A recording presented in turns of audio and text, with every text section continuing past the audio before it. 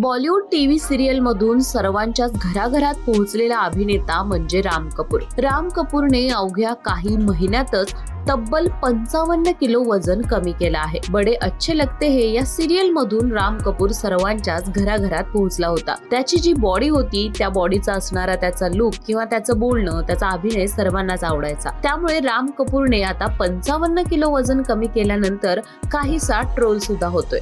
सर्वजण म्हणतायत तुम्ही आधीच चांगले दिसत होता, त्याचबरोबर वजन कमी केल्यामुळे तुम्ही अजून म्हातारे दिसत आहात. यावर त्याने स्वतः एक व्हिडिओ शेअर केलाय. तो काय म्हणतोय बघूयात.